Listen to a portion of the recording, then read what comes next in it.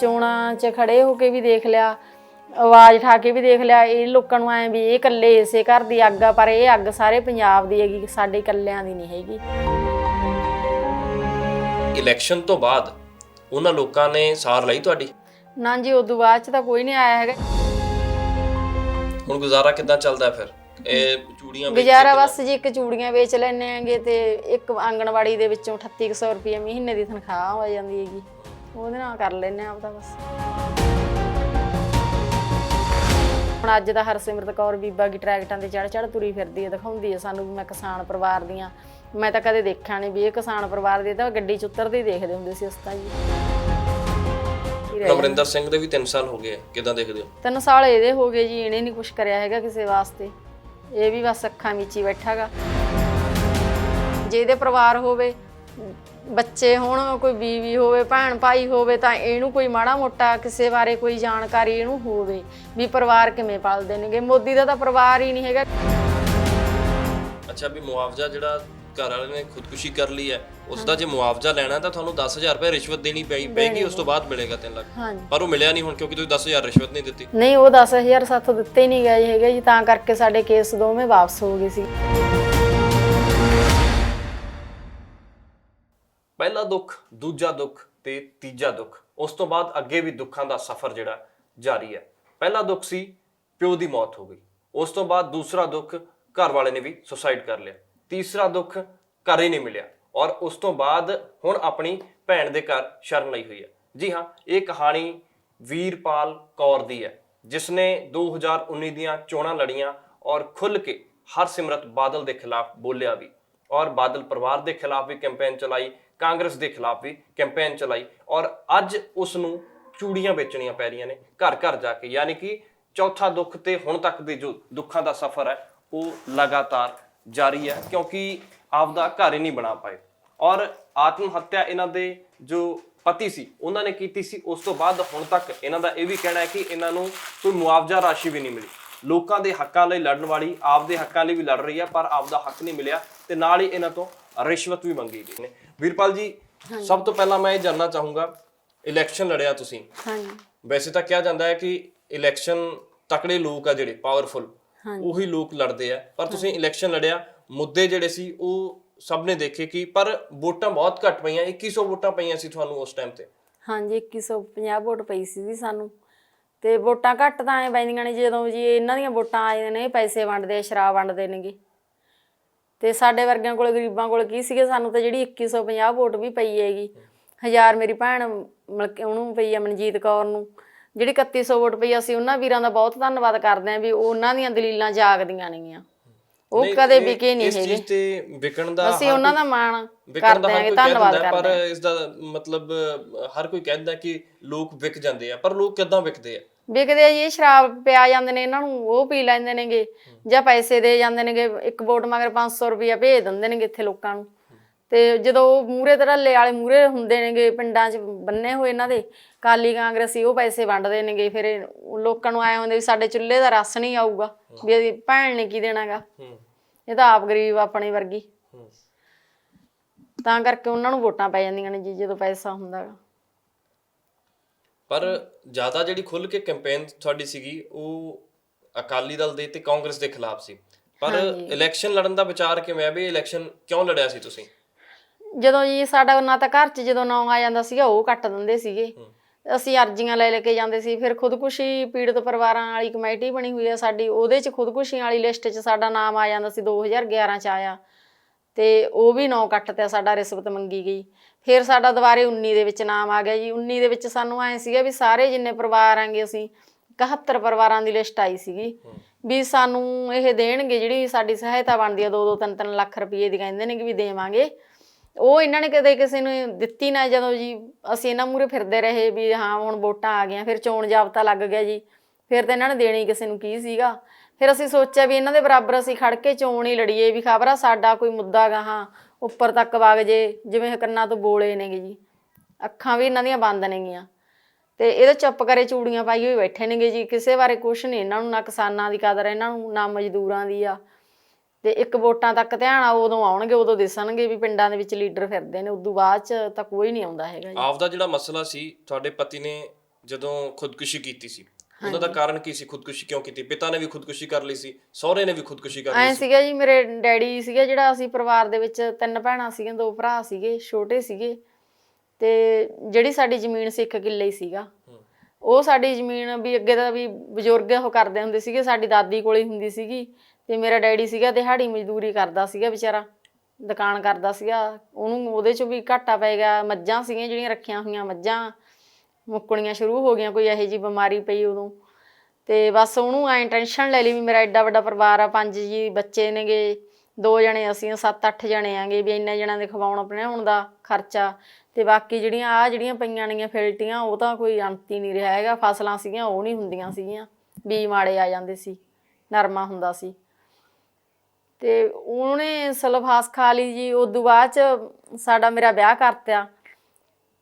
1 ਭੈਣ ਮੇਰੀ ਵਿਆਹੀ ਹੋਈ ਸੀ, ਦੂਜੀ ਮੇਰੇ ਤੋਂ ਪਹਿਲਾਂ ਵਿਆਹੀ। ਤੇ ਮੈਂ ਮਿਹਨਤ ਕਰਕੇ ਲੋਕਾਂ ਦੇ ਘਰਾਂ ਵਿੱਚ ਮਜ਼ਦੂਰੀ ਕਰਕੇ ਹੀ ਪਲੀ ਸੀਗੀ। ਫਿਰ ਗਾਹਾਂ 4 ਸਾਲ ਹੀ ਮੇਰੇ ਵਿਆਹ ਹੋਏ ਸੀਗੇ। ਬੇਟੀ ਸੀਗੀ ਮੇਰੀ, ਛੋਟੀ ਸੀ, ਬੇਟਾ ਵੀ ਛੋਟਾ ਸੀਗਾ। 2000 ਦੇ ਵਿੱਚ ਬੇਟੀ ਦਾ ਜਨਮ ਹੋਇਆ, 2001 ਦੇ ਵਿੱਚ ਹੋਇਆ ਸੀਗਾ ਬੇਟੇ ਦਾ ਜੀ। 1.5 ਸਾਲ ਦਾ ਫਰਕ ਹੈ ਇਹਨਾਂ ਦਾ। ਤੇ ਉਦੋਂ ਬਾਅਦ 'ਚ ਇਹਨਾਂ ਦੇ ਡੈਡੀ ਨੇ ਵੀ ਖੁਦਕੁਸ਼ੀ ਕਰ ਲਈ ਜੀ। ਸਾਡੀ ਜ਼ਮੀਨ ਸੀਗੀ ਜਿਹੜੀ, ਉਹ ਸਾਡੇ ਚਾਚੇ ਤਾਏ ਸੀਗੇ, ਮੇਰੀ ਸੱਸ ਨੂੰ ਪੈਦਾਵਾਰ ਦੇ ਦਿੰਦੇ ਸੀਗੇ, ਕਹਿ ਦਿੰਦੇ ਸੀਗੇ ਵੀ ਹਿੱਸਾ ਠੇਕਾ ਦੇ ਦਿੱਤਾ ਤੈਨੂੰ। ਪਰ ਵਾਹਣ ਸੀਗਾ ਉਹਨਾਂ ਨੇ ਆਪਦੇ ਨਾਂ ਕਰਵਾ ਰੱਖਿਆ ਸੀਗਾ। ਮੇਰੇ ਸਹੁਰੇ ਨੇ ਵੀ ਫਾਹਾ ਲੈ ਕੇ ਇਸੇ ਕਾਰਨ ਹੀ ਖੁਦਕੁਸ਼ੀ ਕਰੀ ਸੀਗੀ। ਵੀ ਉਹ ਕਹਿੰਦੇ ਸੀ ਵੀ ਕਰਜ਼ਾ ਗਾ ਤੁਹਾਡਾ, ਅਸੀਂ ਕਰਜ਼ਾ ਲੈਣਾ ਗਾ, ਤਾਂ ਕਰਕੇ ਵਾਹਣ ਰੱਖ ਲਿਆ।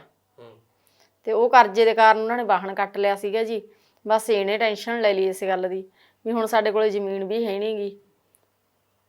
ਤੇ ਜ਼ਮੀਨ ਸੀ ਸਾਡੀ ਜਿਹੜੀ ਚਾਚੇ ਤਾਇਆਂ ਨੇ ਲੈ ਲਈ ਸੀਗੀ ਜੀ। ਉਦੋਂ ਪਹਿਲਾਂ ਮੇਰੀ ਨਣਦ ਦਾ ਵਿਆਹ ਕੀਤਾ ਜੀ ਉਹਨਾਂ ਨੇ। ਬਸ ਉਹ ਨਣਦ ਦੇ ਵਿਆਹ ਤੇ ਜਿਹੜੇ ਪੈਸੇ ਲੱਗੇ ਹੋਏ ਸੀਗੇ ਉਹਨਾਂ 'ਚ ਉਹਨਾਂ ਨੇ ਕੱਟ ਕਟਾਈਆ ਕਰ ਲਿਆ ਸੀ। ਨਹੀਂ ਤੇ ਉਹਨਾਂ ਨੇ ਕਦੇ ਤੁਹਾਡੇ ਨਾਲ ਗੱਲ ਨਹੀਂ ਕੀਤੀ ਖੁਦਕੁਸ਼ੀ ਤੋਂ ਪਹਿਲਾਂ, ਜਾਂ ਕਦੇ ਉਹਨਾਂ ਨੇ ਟੈਨਸ਼ਨ ਲੈ ਲਈ ਸੀਗੀ ਜੀ? ਉਹਨੇ ਰੋਂਦਾ ਰਹਿੰਦਾ ਸੀਗਾ ਵੀ ਹੁਣ ਅਸੀਂ ਕੀ ਖਾਵਾਂਗੇ, ਮੇਰੇ ਬੱਚੇ ਕੀ ਖਾਣਗੇ, ਵੀ ਸਾਡੇ ਕੋਲ ਹੁਣ ਜ਼ਮੀਨ ਵੀ ਨਹੀਂ ਹੈਗੀ। ਤੇ ਜਿਹੜੀ ਫਸਲ ਸੀਗੀ ਉਦੋਂ ਪਹਿਲਾਂ ਨਰਮਾ ਬੀਜਦਾ ਹੁੰਦਾ ਸੀਗਾ। ਕਹਿ ਜਾਂਦੇ ਸੀ ਵੀ ਤੇਰਾ ਵਾਹਣ, ਤੂੰ ਨਰਮਾ ਬੀਜ ਲਾ। ਤੇ ਨਰਮਾ ਬੀਜਦਾ ਅਸੀਂ ਖੇਤ ਵੀ ਜਾਂਦੇ ਕਰਦੇ ਜੀ। ਤੇ ਪਰ ਉਹ ਜਦੋਂ ਉਹਨੂੰ ਐਂ ਪਤਾ ਲੱਗ ਗਿਆ ਵੀ ਸਾਡੇ ਕੋਲ ਤਾਂ ਵਾਹਣ ਵੀ ਹੈ ਨਹੀਂ ਗਾ, ਤੇ ਸਾਡੇ ਸਿਰ ਕਰਜ਼ਾ ਵੀ ਇੰਨਾ ਜ਼ਿਆਦਾ ਵੀ ਸਾਡਾ ਕਰਜ਼ੇ ਦੇ ਵਿੱਚ ਵਾਹਣ ਕੱਟਿਆ ਗਿਆ ਗਾ। ਤੇ ਉਹਨਾਂ ਨੇ ਵੀ ਖੁਦਕੁਸ਼ੀ ਕਰ ਲਈ ਜੀ। ਜਦੋਂ ਮੇਰਾ ਸਹੁਰਾ ਮੁੱਕਿਆ, ਨਾ ਤਾਂ ਮੇਰੀ ਸੱਸ ਨੂੰ ਕੋਈ ਸਹਾਇਤਾ ਮਿਲੀ ਹੈ ਜੀ, ਨਾ ਕੋਈ ਮੈਨੂੰ ਮਿਲੀ ਆ, ਨਾ ਮੇਰੀ ਮੰਮੀ ਨੂੰ ਮਿਲੀ ਸੀਗੀ। ਉਸ ਤੋਂ ਬਾਅਦ ਫਿਰ ਤੁਸੀਂ ਸਹੁਰਾ ਘਰ ਛੱਡਤਾ? ਹਾਂਜੀ, ਸਹੁਰਾ ਘਰ ਛੱਡਤਾ ਜੀ। ਉਹ ਜਦੋਂ ਭੋਗ ਪੈ ਗਿਆ ਉਦੋਂ ਉਹ ਕਹਿਣ ਲੱਗ ਗਏ ਵੀ ਸਿਰ ਤੇ ਆਪਦੇ ਕੋਈ ਬੰਦਾ ਹੋਣਾ ਜ਼ਰੂਰੀ ਹੈ, ਵੀ ਪੱਗ ਲਾਏ। ਸੱਸ ਮੇਰੀ ਕਹਿੰਦੀ, ਮੈਂ ਕਿਹਾ ਵੀ ਮੇਰੇ 2 ਬੱਚੇ ਨੇ, ਮੈਂ ਕਿਸੇ ਦੀ ਪੱਗ ਨਹੀਂ ਲੈਣੀ ਹੈਗੀ, ਮੈਂ ਆਪਦੀ ਮਿਹਨਤ ਮਜ਼ਦੂਰੀ ਕਰੂੰਗੀ ਤੇ ਆਪਦੇ ਬੱਚੇ ਪਾਲ ਲੂੰ। ਵੀਰ ਜੀ ਮੈਂ ਉਦੋਂ ਬਾਅਦ 'ਚ ਆਪਦੀ ਮਿਹਨਤ ਹੀ ਕਰ ਰਹੀ ਹਾਂ, ਸਿਰ ਤੇ ਟੋਕਰੀ ਚੱਕੀ ਹੋਈ ਹੈ ਮੇਰੀ। ਬਸ ਮੈਂ ਮਾਣੀ ਬਣਾ ਲਿਆ ਸੀ, ਜਿਵੇਂ ਰਜਨੀ ਦੇ ਕਰਮਾਂ ਦੇ ਵਿੱਚ ਸੀਗੀ ਟੋਕਰੀ ਚੱਕਣੀ, ਉਵੇਂ ਜਿਵੇਂ ਤੇਰੇ ਕਰਮਾਂ ਦੇ ਵਿੱਚ ਆਪਦੇ ਬੱਚੇ ਪਾਲ ਲਾ ਤੇ ਪੜ੍ਹਾ ਲਾ, ਕਦੇ ਸੁੱਖ ਮਿਲ ਜੂਗਾ। ਹੁਣ ਸੁੱਖ ਨਾਲ ਪੁੱਤ ਵੀ ਮੇਰਾ ਗੱਭਰੂ ਹੈ ਜੀ, ਬੇਟੀ ਵੀ ਮਠਿਆਰ ਹੈਗੀ। ਜੇ ਪੜ੍ਹ ਲਿਖ ਗਏ, ਹੁਣ ਵਧੀਆ ਨੰਬਰ ਲਿਆਉਂਦੇ ਨੇਗੇ, ਕੋਈ ਨੌਕਰੀਆਂ ਮਿਲ ਜਾਣਗੀਆਂ, ਆਪਦੇ ਪੈਰਾਂ ਸਿਰ ਹੋ ਜਾਣਗੇ।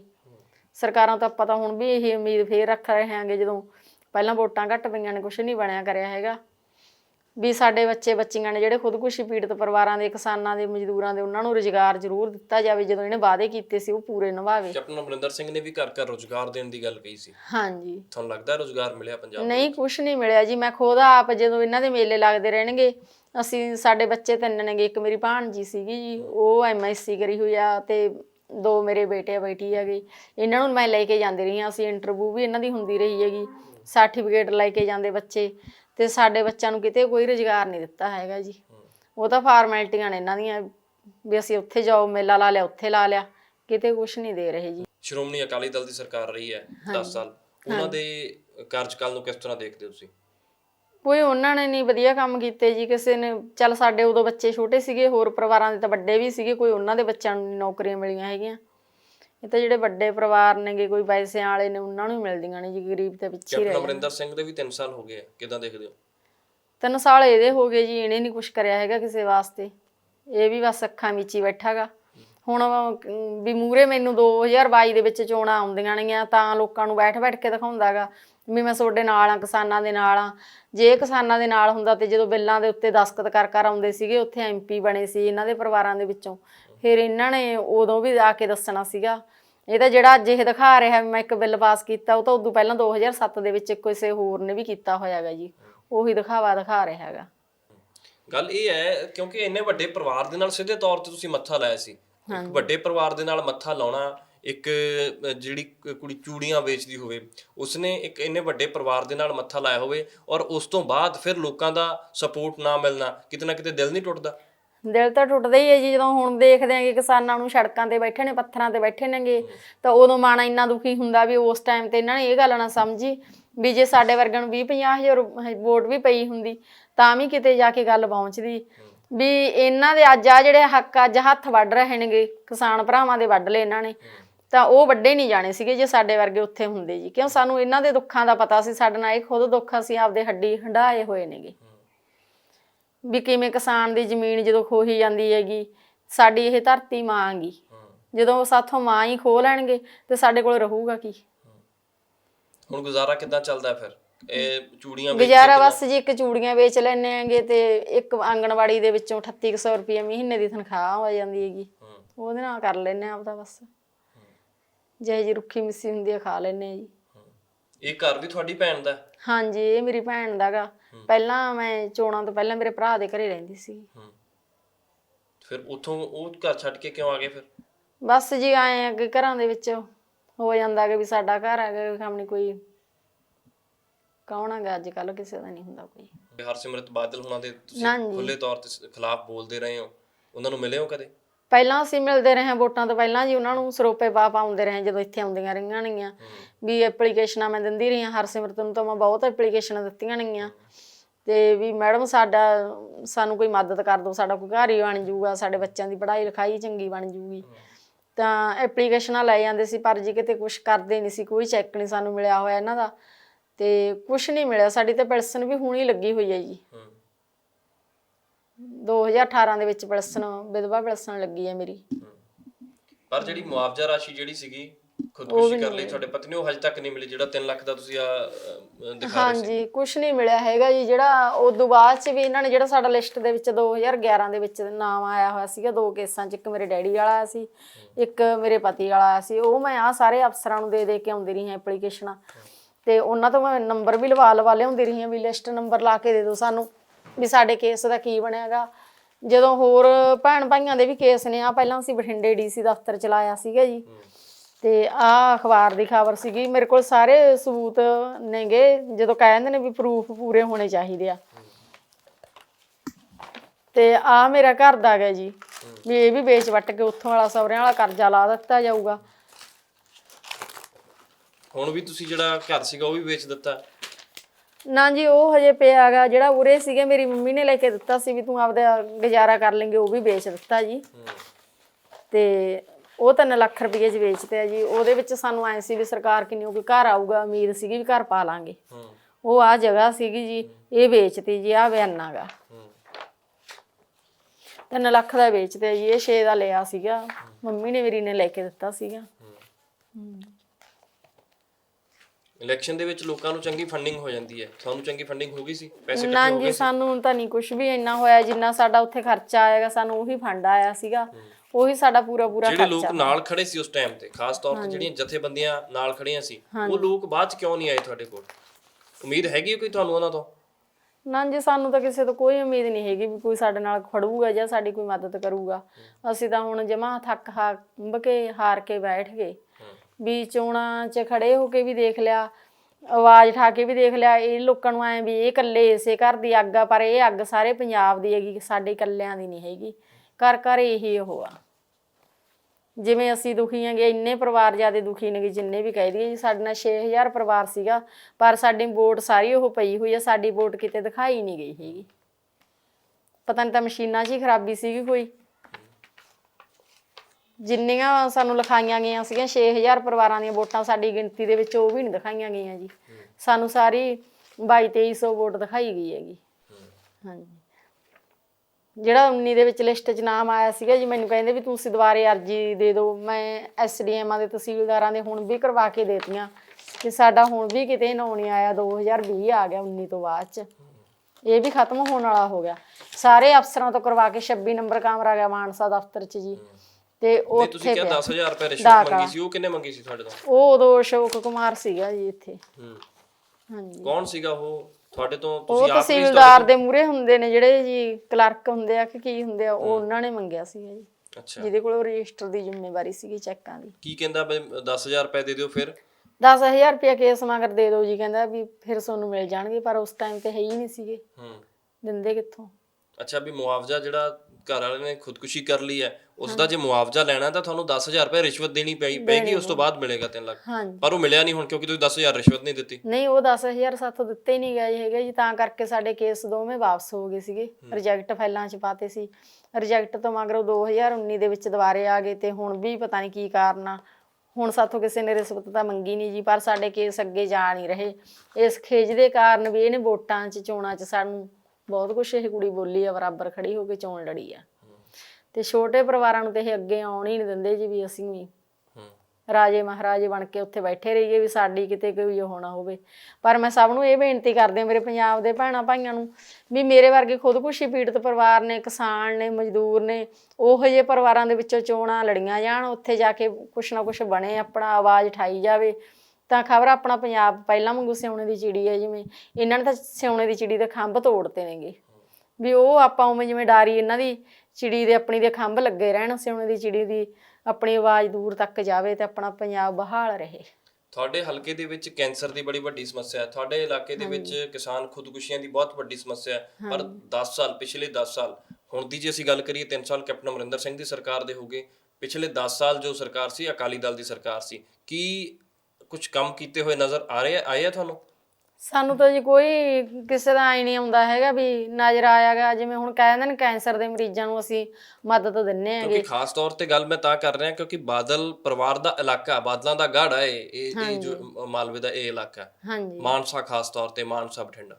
ਹਾਂਜੀ, ਤੇ ਜਿਵੇਂ ਹੁਣ ਇੱਥੇ ਲੋਕਾਂ ਨੂੰ ਮਰੀਜ਼ ਨੇ, ਕੈਂਸਰ ਦੇ ਮਰੀਜ਼ ਨੇ, ਅਸੀਂ ਤਾਂ ਉਹ ਵੀ ਨਹੀਂ ਦੇਖਿਆ ਵੀ ਕਿਸੇ ਦੇ ਕੈਂਸਰ ਦੇ ਮਰੀਜ਼ ਦਾ ਕੋਈ ਇਲਾਜ ਹੋ ਰਿਹਾ ਹੈਗਾ। ਤੇ ਅੱਜ ਐਵੇਂ ਆਹ ਕੁੜੀਆਂ ਨੇਗੀਆਂ SCBC ਪਰਿਵਾਰਾਂ ਦੀਆਂ, ਕਹਿੰਦੇ ਨੇ ਉਹਨਾਂ ਨੂੰ ਵੀ ਦਿੰਨੇ ਹੈਗੇ ਸ਼ਗਨ ਸਕੀਮ। ਅੱਗੇ ਕਦੇ ਇਲੈਕਸ਼ਨ ਲੜੋਗੇ ਫਿਰ? ਦੇਖਾਂਗੇ ਜੀ, ਲੜਾਂਗੇ। ਜੇ ਅਸੀਂ ਨਹੀਂ ਲੜਾਂਗੇ ਸਾਡੇ ਵਰਗੇ ਭੈਣ ਭਾਈ ਹੋਰ ਲੜ ਲੈਣਗੇ ਜੀ ਪਰਿਵਾਰਾਂ ਦੇ ਵਿੱਚੋਂ। ਹਾਂਜੀ, ਕੀ ਖਿਆਲ ਆਉਂਦਾ ਜਦੋਂ ਹੁਣ ਖਾਸ ਤੌਰ ਤੇ ਕਿਸਾਨ ਸੜਕਾਂ ਤੇ ਹੈ? ਕੋਈ ਨਰਿੰਦਰ ਮੋਦੀ ਨੂੰ ਅਪੀਲ, ਕੋਈ ਲੈਟਰ ਪਾਇਆ ਕਦੇ ਤੁਸੀਂ? ਨਾ ਜੀ, ਮੈਂ ਤਾਂ ਕੁਛ ਨਹੀਂ ਪਾਇਆ ਹੈਗਾ। ਤੇ ਜਿਵੇਂ ਬਸ ਕਿਸਾਨ ਆਂਗੇ, ਅਸੀਂ ਸਾਰੇ ਆਂਗੇ ਰਲ ਮਿਲ ਕੇ, ਅਸੀਂ ਧਰਨੇ ਤੇ ਵੀ ਜਾਂਦੇ ਹਾਂ ਜੀ ਜਥੇਬੰਦੀਆਂ 'ਚ, ਤੇ ਵੀ ਦੁੱਖ ਵੀ ਬਹੁਤ ਹੈ ਇਸ ਗੱਲ ਦਾ ਵੀ ਸਾਡੇ ਇਕੱਲਿਆਂ ਨਾਲ ਕਾਹਨੂੰ ਕੀਤੀ ਸੀ, ਇਹਨਾਂ ਨੇ ਤਾਂ ਸਾਰੇ ਪੰਜਾਬ ਨਾਲ ਹੀ ਕਰਤੀ, ਸਾਡੇ ਹੱਥ ਵੱਢ ਲਏ ਨੇਗੇ। ਆ ਜਿਹੜੇ ਸੁਣਦੇ ਆਂਗੇ ਵੀ ਅਣਮਾਨੀ ਡਮਾਨੀ ਆਉਣਗੇ, ਮੋਦੀ ਨੇ ਐਂ ਕਰਤਿਆ, ਵੀ ਜ਼ਮੀਨ ਆਪਣੀ ਅਸੀਂ ਗਹਿਣੇ ਕਰਤੇ, ਉਹਦਾ ਪੂਰਾ ਸਾਨੂੰ ਦੁੱਖ ਹੈਗਾ ਵੀ ਸਾਡੀਆਂ ਜ਼ਮੀਨਾਂ ਨੇ, ਸਾਡੇ ਪਰਿਵਾਰਾਂ ਦਾ ਸਾਡਾ ਹੱਕ ਆ, ਸਾਡੇ ਪਾਣੀਆਂ ਤੇ ਸਾਡਾ ਹੱਕ ਸੀ, ਇਹਨਾਂ ਨੇ ਪਾਣੀ ਵੀ ਸਾਡੇ ਦੇਤੇ, ਤੇ ਸਾਡੇ ਨਾਲ ਬਹੁਤ ਜ਼ਿਆਦਾ ਧੱਕਾ ਕੀਤਾ ਹੋਇਆਗਾ। ਇਹ ਧੱਕਾ ਸਾਥੋਂ ਜਰਿਆ ਨਹੀਂ ਜਾਂਦਾ ਜੀ, ਜਿਹੜਾ ਇਹਨਾਂ ਨੇ ਕੀਤਾ ਹੈਗਾ। ਕਦੇ ਕੋਈ ਡਰਾਇਆ ਧਮਕਾਇਆ ਵੀ ਗਿਆ ਤੁਹਾਨੂੰ? ਹਾਂਜੀ, ਜਦੋਂ ਪਹਿਲਾਂ ਵੋਟਾਂ 'ਚ ਖੜੇ ਹੋਏ ਸੀ ਉਦੋਂ ਡਰਾਉਂਦੇ ਸੀਗੇ। ਕੀ ਕਹਿੰਦੇ ਸੀ? ਉਦੋਂ ਕਹਿੰਦੇ ਸੀ ਵੀ ਤੁਸੀਂ ਨਾ ਚੋਣਾਂ 'ਚ ਖੜੇ ਹੋ, ਵੀ ਤੁਹਾਡੇ ਬੱਚਿਆਂ ਦੀ ਪੜ੍ਹਾਈ ਨਹੀਂ ਹੋਣੀ ਹੈਗੀ, ਵੀ ਕਹਿਣਗੇ ਇਹ ਤਾਂ ਅਮੀਰ ਪਰਿਵਾਰਾਂ ਦੇ ਵਿੱਚੋਂ ਨੇਗੇ। ਕੋਈ ਇਹੋ ਜਿਹੀ ਧਮਕੀ ਆਈ ਜਿਸ ਤੋਂ ਬਾਅਦ ਤੁਸੀਂ ਡਰ ਗਏ ਹੋ, ਸਹਿਮ ਗਏ ਹੋ? ਹਾਂਜੀ, ਐਂ ਤਾਂ ਫਿਰ ਹੁਣ ਡਰਦੇ ਹੀ ਰਹਿੰਦੇ ਹੈਗੇ, ਹੁਣ ਵੀ ਕਹਿ ਦਿੰਦੇ ਨੇ ਵੀ ਤੁਸੀਂ ਜਾਇਆ ਨਾ ਕਰੋ, ਉਹਨਾਂ ਬਾਰੇ ਕੁਝ ਬੋਲੋ ਨਾ। ਤੇ ਫਿਰ ਕਿਹਨਾਂ ਬਾਰੇ ਨਾ ਬੋਲੋ? ਜਿਹੜਾ ਮੋਦੀ ਨੇ ਜਿਹੜੇ ਕਰੇ ਨੇ ਜੀ, 3 ਬਿੱਲ ਪਾਸ ਕਰੇ ਨੇਗੇ, ਵੀ ਇਹਨਾਂ ਖਿਲਾਫ ਵੀ ਨਾ ਬੋਲੋ, ਤੇ ਕੈਪਟਨ ਸਰਕਾਰ ਖਿਲਾਫ ਨਾ ਬੋਲੋ, ਅਕਾਲੀਆਂ ਖਿਲਾਫ ਨਾ ਬੋਲੋ। ਪਰ ਆਏ ਆ ਜਿਵੇਂ ਹੁਣ ਅੱਜ ਦਾ ਹਰਸਿਮਰਤ ਕੌਰ ਬੀਬਾ ਗੀ ਟਰੈਕਟਰਾਂ ਤੇ ਚੜ੍ਹ ਤੁਰੀ ਫਿਰਦੀ ਹੈ, ਦਿਖਾਉਂਦੀ ਹੈ ਸਾਨੂੰ ਵੀ ਮੈਂ ਕਿਸਾਨ ਪਰਿਵਾਰ ਦੀਆਂ। ਮੈਂ ਤਾਂ ਕਦੇ ਦੇਖਿਆ ਨਹੀਂ ਵੀ ਇਹ ਕਿਸਾਨ ਪਰਿਵਾਰ ਦੀ, ਤਾਂ ਗੱਡੀ 'ਚ ਉਤਰਦੇ ਹੀ ਦੇਖਦੇ ਹੁੰਦੇ ਸੀ ਅਸੀਂ ਤਾਂ ਜੀ, ਵੀ ਕਦੇ ਗੱਡੇ ਦੇ ਉੱਤੇ ਬੈਠ ਕੇ ਨਰਮੇ ਦੀ ਪੰਡ ਧਰਾ ਕੇ, ਆਪਦੇ ਪਤੀ ਦੇ ਨਾਲ ਧਰਾ ਕੇ ਨਰਮੇ ਦੀ ਪੰਡ ਵੀ ਉੱਥੋਂ ਖੇਤੋਂ ਘਰੇ ਆ ਰਹੀ ਹੈਗੀ। ਹੁਣ ਤਾਂ ਰਾਹੁਲ ਗਾਂਧੀ ਵਰਗੇ ਸਭ ਵੀ ਬੈਠ ਕੇ ਦਿਖਾਉਂਦੇ ਆ ਜੀ ਵੀ ਅਸੀਂ ਕਿਸਾਨ ਆ। ਉਹੀ ਕੀਤਾ ਰਾਹੁਲ ਗਾਂਧੀ ਦੇ ਨਾਲ, ਕੈਪਟਨ ਅਮਰਿੰਦਰ ਸਿੰਘ ਵੀ ਸੀ, ਕੈਪਟਨ ਨੇ ਵੀ ਇਹੀ ਕੁਛ। ਹਾਂਜੀ ਹਾਂਜੀ, ਸੁਨੀਲ ਜਾਖੜ ਸਾਡੀਆਂ ਮੀਟਿੰਗਾਂ ਦੇ ਵਿੱਚ ਆਉਂਦਾ ਰਿਹਾ ਹੈਗਾ, ਉਹਨਾਂ ਨੂੰ ਅਸੀਂ ਰੋ ਕੇ ਦੱਸਦੇ ਰਹੇ ਹਾਂਗੇ, ਆਪਦੇ ਲਿਜਾ ਕੇ ਕਾਗਜ਼ ਦਿਖਾਉਂਦੇ ਰਹੇ ਵੀ ਸਾਡੀ ਆਹ ਸੁਣਵਾਈ ਸੁਣੀ ਜਾਵੇ, ਵੀ ਸਾਨੂੰ ਜਿਹੜੇ ਚੈੱਕ ਬਣਦੇ ਨੇ ਸਾਡੇ ਪਰਿਵਾਰਾਂ ਨੂੰ ਦਿੱਤੇ ਜਾਣ। ਉਹ ਵੀ ਕਹਿੰਦਾ ਸੀ ਮੈਂ ਸਰਕਾਰ 'ਚ ਜਾ ਕੇ ਗੱਲ ਕਰੂੰਗਾ, ਪਰ ਕਿਤੇ ਸੁਨੀਲ ਜਾਖੜ ਨੇ ਵੀ ਸਾਡੀ ਗੱਲ ਨਹੀਂ ਕਰੀ ਹੈਗੀ, ਸੁਣੀ ਹੈਗੀ। ਅਸੀਂ ਫੋਨ ਵੀ 1-2 ਵਾਰੀ ਲਾਇਆ, ਸਾਡੇ ਕੋਲ ਨੰਬਰ ਵੀ ਸੀਗਾ ਉਹਨਾਂ ਦਾ, ਤੇ ਪਰ ਕਿਤੇ ਸਾਡੀ ਕੋਈ ਸੁਣਵਾਈ ਨਾ ਉਹਨਾਂ ਨੇ ਕਰੀ ਹੈ, ਨਾ ਸਾਡੀ ਕੈਪਟਨ ਨੇ ਕੀਤੀ ਇਹ ਸੁਣਵਾਈ। ਤੇ ਸਰਕਾਰ ਤੋਂ ਕੀ ਉਮੀਦ ਕੀ ਕਰਦੇ ਹੋ ਤੁਸੀਂ? ਇਹਨਾਂ ਤੋਂ ਤਾਂ ਕੀ ਉਮੀਦਾਂ ਲਾਉਣੀਆਂ ਨੇ ਜੀ, ਇਹਨਾਂ ਨੇ ਕੁਝ ਨਹੀਂ ਕਰਨਾ ਹੈਗਾ। ਤੇ ਜਿਵੇਂ ਇਹਨਾਂ ਨੇ ਵਾਅਦੇ ਕੀਤੇ ਨੇਗੇ, 3 ਸਾਲ ਹੋ ਗਏ ਕੈਪਟਨ ਨੂੰ ਆਏ ਨੂੰ, ਕਹਿੰਦਾ ਸੀ ਘਰ ਘਰ ਰੁਜ਼ਗਾਰ ਦੇ ਦੂੰਗਾ ਮੈਂ, ਪੰਜਾਬ 'ਚੋਂ ਨਸ਼ਾ ਕੱਢ ਦੂੰਗਾ। ਨਾ ਕੈਪਟਨ ਤੋਂ ਨਸ਼ਾ ਕੱਢਿਆ ਗਿਆ ਗਾ ਜੀ, ਨਾ ਅਕਾਲੀਆਂ ਤੋਂ ਕੱਢਿਆ ਗਿਆ ਗਾ। ਨਸ਼ਾ ਕਿਹਨੇ ਲਿਆਂਦਾ ਹੋਇਆ? ਨਸ਼ਾ ਇਹਨਾਂ ਸਰਕਾਰਾਂ ਨੇ ਲਿਆਂਦਾ ਹੋਇਆ ਗਾ। ਨੌਜਵਾਨ ਪੀੜ੍ਹੀ ਹੈ ਜਿਹੜੀ ਸਰਕਾਰ ਸੀ, 3 ਸਾਲ ਹੁਣ ਕਾਂਗਰਸ ਦੀ ਸਰਕਾਰ ਆ, ਇੱਕ ਦੂਜੇ ਤੇ ਭਾਂਡਾ ਭੰਨ ਰਹੇ ਸੀਗੇ ਔਰ ਅਕਾਲੀ ਦਲ ਕਹਿੰਦਾ ਸੀਗਾ ਕਿ ਨਸ਼ਾ ਹੈ ਨਹੀਂ, ਪਰ ਜਦੋਂ ਹੁਣ ਅਕਾਲੀ ਦਲ ਵੀ ਕਹਿ ਰਿਹਾ ਕਿ ਨਸ਼ਾ ਹੈਗਾ, ਕੈਪਟਨ ਅਮਰਿੰਦਰ ਸਿੰਘ ਕਹਿ ਰਿਹਾ ਕਿ ਨਸ਼ਾ ਪੈਦਾ ਅਕਾਲੀਆਂ ਨੇ ਕੀਤਾ, ਮੈਂ 4 ਹਫ਼ਤਿਆਂ ਦੇ ਵਿੱਚ ਖਤਮ ਕਰ ਦੂੰ, ਕੁਝ ਹਫ਼ਤਿਆਂ ਦੇ ਵਿੱਚ ਨਸ਼ਾ ਖਤਮ ਕਰ ਦੂੰਗਾ। 4 ਹਫ਼ਤਿਆਂ ਦੀ ਬਜਾਏ 3 ਸਾਲਾਂ 'ਚ ਨਹੀਂ ਕੀਤਾ ਗਿਆ ਜੀ। ਹੁਣ ਤਾਂ ਇਹਨੇ ਕੀ ਕਰਨਾਗਾ, ਹੁਣ ਤਾਂ ਸਾਲ ਹੀ 2 ਰਹਿ ਗਏ ਹੋਣਗੇ ਦੇ। ਤੇ ਨਸ਼ਾ ਨੁਸ਼ਾ ਤਾਂ ਇਹਨਾਂ ਨੇ ਕਿਹੜਾ ਖਤਮ ਕਰਨਾ ਜੀ, ਨਸ਼ਿਆਂ ਦੇ ਤਾਂ ਵਿੱਚ ਇਹਨਾਂ ਦੇ ਆਪਦੇ ਹੱਥ ਹੁੰਦੇ ਨੇਗੇ, ਇਹਨਾਂ ਨੇ ਵੇਚਣੇ ਹੁੰਦੇ ਨੇਗੇ। ਨੌਜਵਾਨ ਪੀੜ੍ਹੀ ਇਹਨਾਂ ਨੇ ਨਸ਼ਿਆਂ 'ਚ ਪਾ ਕੇ ਗਾਲਤੀ, ਰੁਜ਼ਗਾਰ ਦਿੱਤੇ ਨੇਗੇ, ਬੱਚੇ ਵਿਹਲੇ ਨੇਗੇ, ਕੀ ਰੋੜੇ ਚੱਬਣਗੇ ਬੱਚੇ? ਜ਼ਮੀਨਾਂ ਨੀਆਂ ਉਹ ਖੋਹੀ ਜਾਂਦੇ ਨੇਗੇ, ਧੱਕਾ ਕਰ ਰਹੇ ਨੇਗੇ, ਹਰ ਪੱਖੋਂ ਧੱਕਾ ਗਾ ਪੰਜਾਬ ਨਾਲ। ਤੁਸੀਂ ਦੱਸ ਰਹੇ ਰੇੜੀ ਇਕੱਠੀ ਕਰਨ ਜਾਂਦੇ ਹੋ? ਹਾਂਜੀ, ਮੈਂ ਤਾਂ ਜਦੋਂ ਹਾੜੀ ਆ ਜਾਂਦੀ ਹੈ, ਕਣਕ ਆ ਜਾਂਦੀ ਹੈਗੀ, ਉਦੋਂ ਮੈਂ ਆਪਦੇ ਜ਼ਿਮੀਦਾਰ ਭਰਾਵਾਂ ਤੋਂ ਜਾ ਕੇ ਰੇੜੀ ਇਕੱਠੀ ਕਰ ਲਿਆਉਂਦੀ, ਆਪਦੇ ਬੱਚਿਆਂ ਨੂੰ ਸਾਲ ਭਰ ਦੀ ਕਣਕ ਇਕੱਠੀ ਹੋ ਜਾਂਦੀ ਤੇ ਉਹ ਖਵਾ ਦਿੰਦੇ ਆ ਜੀ। ਤੇ ਜਿਹੜੇ NIR ਵੀਰ ਨੇ ਉਹ ਮੇਰੇ ਬੱਚਿਆਂ ਦੀ ਪੜ੍ਹਾਈ ਕਰਾ ਦਿੰਦੇ ਨੇ। ਜਿਹੜੀ ਮੇਰੀ ਆਮਦਨ ਆਗੀ ਥੋੜੀ ਘਣੀ ਇਹ ਚੂੜੀਆਂ ਦੇ ਵਿੱਚੋਂ ਬਣ ਜਾਂਦੀ ਹੈਗੀ, ਜਾਂ ਮੇਰੀ ਤਨਖਾਹ ਆ ਜਾਂਦੀ ਹੈ 3800 ਰੁਪਏ ਮਹੀਨੇ ਦੇ ਹਿਸਾਬ ਨਾਲ, ਉਹਨਾਂ ਨਾਲ ਮੈਂ ਆਪਦਾ ਬਿਜਲੀ ਦਾ ਬਿੱਲ ਭਰਦੀ ਹਾਂ, ਗੈਸ ਭਰਾ ਲੈਂਦੀ ਹਾਂ ਜੀ, ਤੇ ਅਸੀਂ ਦੁੱਧ ਲੈ ਲੈਂਦੇ ਹੈਗੇ। ਪਿੰਡ ਦੇ ਲੋਕ ਸਪੋਰਟ ਕਰਦੇ ਆ? ਹਾਂਜੀ, ਪਿੰਡ ਦੇ ਲੋਕ ਮੇਰੇ ਦੇ ਸਪੋਰਟ ਮੈਨੂੰ ਪੂਰੀ ਫੁੱਲ ਕਰਦੇ ਆ। ਹੋਰ ਕੋਈ ਪੰਜਾਬ ਤੋਂ ਬਾਹਰੋਂ ਮਦਦ ਆਉਂਦੀ ਕਿਤੇ? ਨਾ ਜੀ, ਹੋਰ ਮੈਨੂੰ ਕਿਤੋਂ ਕੋਈ ਮਦਦ ਨਹੀਂ ਆਉਂਦੀ। ਮੇਰੇ ਨਗਰ ਨੇ ਮੇਰੀ ਮਦਦ ਕੀਤੀ ਹੈਗੀ ਤੇ ਮੇਰੇ ਨਗਰ ਨੇ ਮੇਰੇ ਬੱਚੇ ਪਾਲੇ ਆ। ਮੈਂ ਇਹਨਾਂ ਦਾ ਬਹੁਤ ਧੰਨਵਾਦ ਕਰਦੀ ਹਾਂ ਜੀ। ਮੈਂ ਕਿਤੇ ਵੀ ਨਹੀਂ ਇਹਨਾਂ ਦਾ, ਮੇਰੇ ਨਗਰ ਦੇ ਭੈਣਾਂ ਭਰਾਵਾਂ ਦਾ, ਮੇਰੇ ਵੀਰਾਂ ਦਾ ਮੈਂ ਕਿਤੇ ਵੀ ਨਹੀਂ ਗੁਣ ਭੁੱਲ ਸਕਦੀ। ਜਿਹੜਾ ਮੇਰੇ ਤੇ ਇਹਨਾਂ ਨੇ ਗੁਣ ਕੀਤਾ ਹੋਇਆ, ਮੇਰੇ ਬੱਚੇ ਪਾਲੇ ਨੇਗੇ, ਪੜ੍ਹਾਏ ਲਿਖਾਏ ਨੇ। ਜੇ ਮੇਰੇ ਕਿਸਾਨ ਭਰਾਵਾਂ ਦੇ ਖੇਤਾਂ ਦੇ ਵਿੱਚ ਕਣਕ ਉਗਦੀ ਆ ਤਾਂ ਮੈਨੂੰ ਹੌਸਲਾ ਹੁੰਦਾ ਗਾ। ਜਿਵੇਂ ਅੱਜ ਮੇਰੇ ਭਰਾ ਕਿਸਾਨ ਦੁਖੀ ਨੇ, ਉੱਥੇ ਬੈਠੇ ਨੇਗੇ, ਤੇ ਮੈਨੂੰ ਪੂਰਾ ਦੁੱਖ ਆ ਉਸ ਗੱਲ ਦਾ ਵੀ ਸਾਡੇ ਨਾਲ ਕੀ ਵਾਪਰ ਰਹੀ ਆ। ਅਸੀਂ ਟੈਨਸ਼ਨ ਦੇ ਵਿੱਚ ਆ ਇਸ ਗੱਲ ਦੀ। ਰਾਤ ਨੂੰ ਤਾਂ ਨੀਂਦ ਵੀ ਨਹੀਂ ਆਉਂਦੀ ਜੀ, ਸੋਚ ਸੋਚ ਕੇ ਵੀ ਇਹ ਕੀ ਕਰੂਗਾ ਪੰਜਾਬ ਦੇ ਨਾਲ। ਮੋਦੀ ਨੇ ਬਹੁਤ ਮਾੜਾ ਕੰਮ ਕੀਤਾ ਹੋਇਆ ਸਾਡੇ ਖਿਲਾਫ। ਜੇ ਇਹਦੇ ਪਰਿਵਾਰ ਹੋਵੇ, ਬੱਚੇ ਹੋਣ, ਕੋਈ ਬੀਵੀ ਹੋਵੇ, ਭੈਣ ਭਾਈ ਹੋਵੇ, ਤਾਂ ਇਹਨੂੰ ਕੋਈ ਮਾੜਾ ਮੋਟਾ ਕਿਸੇ ਬਾਰੇ ਕੋਈ ਜਾਣਕਾਰੀ ਇਹਨੂੰ ਹੋਵੇ ਵੀ ਪਰਿਵਾਰ ਕਿਵੇਂ ਪਾਲਦੇ ਨੇਗੇ। ਮੋਦੀ ਦਾ ਤਾਂ ਪਰਿਵਾਰ ਹੀ ਨਹੀਂ ਹੈਗਾ ਕਿਤੇ। ਮੋਦੀ ਦੀ ਤਾਂ ਇੱਕ ਮਾਂ ਗੀ, ਮਨ ਕਰੇ ਸਮਝਾਉਂਦੀ ਹੋਵੇ ਨਾ ਸਮਝਾਉਂਦੀ ਹੋਵੇ, ਪਰ ਇਹ ਤਾਂ ਮਨ ਮਰਜ਼ੀਆਂ ਹੀ ਕਰੀ ਜਾਂਦਾ ਆਪਦੀਆਂ। ਇਹਨੇ ਬਹੁਤ ਧੱਕਾ ਕੀਤਾ ਹੋਇਆ ਗਾ। ਨਹੀਂ ਤਾਂ ਫਿਰ ਚੂੜੀਆਂ ਵੇਚਣ ਲਈ ਨਿਕਲ ਜਾਂਦੇ? ਹਾਂਜੀ, ਨਹੀਂ, ਚੂੜੀਆਂ ਵੇਚਣ ਲਈ ਜਾਣਾ ਸੀ। ਬਹੁਤ ਸ਼ੁਕਰੀਆ ਗੱਲਬਾਤ ਕਰਨ ਲਈ ਸਾਡੇ ਨਾਲ। ਇਹ ਉਹੀ ਵੀਰਪਾਲ ਕੌਰ ਆ ਜਿਸ ਨੇ ਹਰਸਿਮਰਤ ਬਾਦਲ ਹੋਣਾ ਦੇ ਖਿਲਾਫ ਇਲੈਕਸ਼ਨ ਲੜਿਆ ਸੀ ਬਠਿੰਡਾ ਲੋਕ ਸਭਾ ਹਲਕੇ ਤੋਂ, ਔਰ 2100 ਦੇ ਕਰੀਬ ਵੋਟਾਂ ਇਹਨਾਂ ਨੂੰ ਪਈਆਂ ਸੀ। ਲੋਕਾਂ ਨੇ ਸਪੋਰਟ ਨਹੀਂ ਕੀਤਾ ਇਹਨਾਂ ਨੂੰ, ਹਾਲਾਂਕਿ ਲੋਕਾਂ ਦੇ ਮੁੱਦਿਆਂ ਨੂੰ ਲੈ ਕੇ ਇਹਨਾਂ ਨੇ ਚੋਣ ਲੜੀ ਸੀ। ਔਰ ਉਸ ਨੂੰ ਲੈ ਕੇ ਜੇ ਗੱਲ ਕਰੀਏ ਤਾਂ ਕਿਸਾਨ ਖੁਦਕੁਸ਼ੀਆਂ ਦਾ ਮੁੱਦਾ ਲੈ ਕੇ ਚੱਲ ਰਹੇ ਸੀ ਕਿ ਕਿਸਾਨ ਖੁਦਕੁਸ਼ੀਆਂ ਕਿਉਂ ਕਰ ਰਹੇ ਆ, ਸਰਕਾਰ ਕਿਸਾਨਾਂ ਦੀ ਮਦਦ ਨਹੀਂ ਕਰ ਰਹੀ। ਵੀਰਪਾਲ ਕੌਰ ਦੇ ਪਹਿਲਾਂ ਪਿਤਾ ਨੇ ਖੁਦਕੁਸ਼ੀ ਕੀਤੀ, ਉਸ ਤੋਂ ਬਾਅਦ ਇਹਨਾਂ ਦੇ ਪਤੀ ਨੇ ਵੀ ਖੁਦਕੁਸ਼ੀ ਕਰ ਲਈ, ਔਰ ਇਹਨਾਂ ਦੇ ਸਹੁਰੇ ਨੇ ਵੀ ਖੁਦਕੁਸ਼ੀ ਕੀਤੀ ਸੀ। ਛੋਟੇ ਛੋਟੇ ਬੱਚੇ ਨੇ, ਇਹਨਾਂ ਨੇ ਬੱਚਿਆਂ ਨੂੰ ਪਾਲਿਆ ਕਿਸ ਤਰ੍ਹਾਂ? ਚੂੜੀਆਂ ਵੇਚ ਕੇ। ਚੂੜੀਆਂ ਵੇਚਦੇ ਨੇ ਲੋਕਾਂ ਦੇ ਘਰਾਂ ਦੇ ਵਿੱਚ ਜਾ ਕੇ। ਇਲੈਕਸ਼ਨ ਲੜਨ ਤੋਂ ਬਾਅਦ ਵੀ ਚੂੜੀਆਂ ਵੇਚ ਰਹੇ, ਇਲੈਕਸ਼ਨ ਲੜਨ ਤੋਂ ਪਹਿਲਾਂ ਵੀ ਵੀਰਪਾਲ ਕੌਰ ਚੂੜੀਆਂ ਵੇਚ ਰਹੀ ਸੀ। ਪਰ ਇੱਕ ਬਹੁਤ ਵੱਡੀ ਘਟਨਾ ਇਸ ਦੇ ਵਿੱਚ ਇਹ ਵੀ ਹੈ, ਬਹੁਤ ਵੱਡੀ ਗੱਲ ਇਹ ਵੀ ਹੈ ਕਿ ਵੀਰਪਾਲ ਕੌਰ ਦੇ ਪਤੀ ਦੀ ਮੌਤ ਹੋਈ 2003 ਦੇ ਵਿੱਚ, ਪਰ ਹੁਣ ਤੱਕ ਉਸ ਨੂੰ ਉਸ ਦੀ ਕੋਈ ਮੁਆਵਜ਼ਾ ਰਾਸ਼ੀ ਵੀ ਨਹੀਂ ਮਿਲੀ। 3 ਲੱਖ ਰੁਪਏ ਮਿਲਣੇ ਸੀ, ਜਿਸ ਦੇ 10,000 ਰੁਪਏ ਬੇਸ਼ਰਮ ਕਹਾਂਗੇ ਤਾਂ ਕੋਈ ਗਲਤ ਨਹੀਂ ਹੋਏਗਾ ਸ਼ਾਇਦ, ਕਿਉਂਕਿ ਬੇਸ਼ਰਮ ਅਫਸਰਾਂ ਨੇ, ਬੇਸ਼ਰਮ ਬਾਬੂਆਂ ਨੇ 10,000 ਰੁਪਏ ਦੀ ਰਿਸ਼ਵਤ ਮੰਗੀ। ਪਰ ਫਿਲਹਾਲ ਤੱਕ ਵੀਰਪਾਲ ਕੌਰ ਦੀ NRI ਲੋਕਾਂ ਨੇ ਤੇ ਇਹਨਾਂ ਦੇ ਪਿੰਡ ਦੇ ਲੋਕਾਂ ਨੇ ਮਦਦ ਜ਼ਰੂਰ ਕੀਤੀ ਹੈ, ਪਰ ਸਰਕਾਰ ਤੋਂ ਨਾ ਇਹਨਾਂ ਨੂੰ ਕੋਈ ਉਮੀਦ ਹੈ ਤੇ ਨਾ ਹੀ ਇਹਨਾਂ ਦਾ ਕਹਿਣਾ ਕਿ ਉਮੀਦ ਰੱਖਣੀ ਬਣਦੀ ਵੀ ਹੈ। ਕੈਮਰਾ ਪਰਸਨ ਹਰਜਿੰਦਰ ਦੇ ਨਾਲ ਵਿਕਰਮ ਸਿੰਘ, ਪ੍ਰੋ ਪੰਜਾਬ TV, ਮਾਨਸਾ।